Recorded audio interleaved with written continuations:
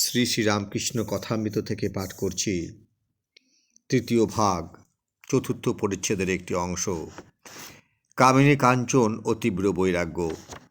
একজন ভক্ত: আপনার এসব ভাব নজিরের জন্যে, তাহলে আমাদের কি করতে হবে?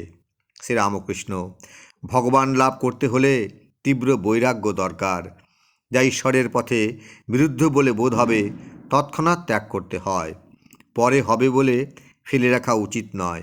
কামিনী কাঞ্চন ঈশ্বরের পথে বিরোধী, ও থেকে মন সরিয়ে নিতে হবে। ধিমে তেতালা হলে হবে না। একজন গামছা কাঁধে স্নান করতে যাচ্ছে। পরিবার বললে, তুমি কোনো কাজের নও, বয়স বাড়ছে, এখন এসব ত্যাগ করতে পারলে না। আমাকে ছেড়ে তুমি একদিনও থাকতে পারো না। কিন্তু অমুক কেমন ত্যাগী। স্বামী: কেন, সে কি করেছে? পরিবার: তার 16 জন মাগ, সে এক একজন করে তাদের ত্যাগ করছে, তুমি কখনো ত্যাগ করতে পারবে না। স্বামী: এক একজন করে ত্যাগ? ওরে খেপি, সে ত্যাগ করতে পারবে না। যে ত্যাগ করে সে কি একটু একটু করে ত্যাগ করে? পরিবার সহাস্যে: তবু তোমার চেয়ে ভালো। স্বামী: খেপি, তুই বুঝিস না, তার কর্ম নয়, আমিই ত্যাগ করতে পারবো। এই দেখ, আমি চললুম। এরই নাম তীব্র বৈরাগ্য। যাই বিবেক এলো, তৎক্ষণাৎ ত্যাগ করলে। গামছা কাঁধেই চলে গেল। সংসার গোছগাছ করতে এলো না।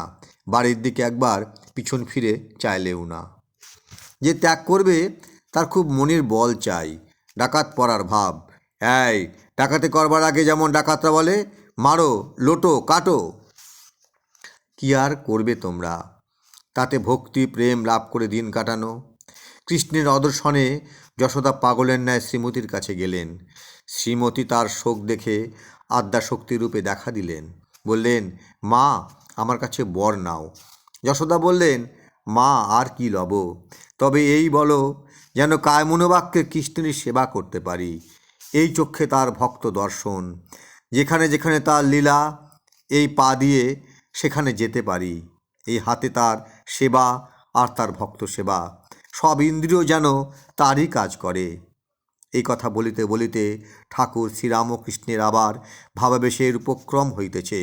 হঠাৎ আপনি আপনি বলিতেছেন, সংহার মূর্তি কালী, মা নিত্য কালী।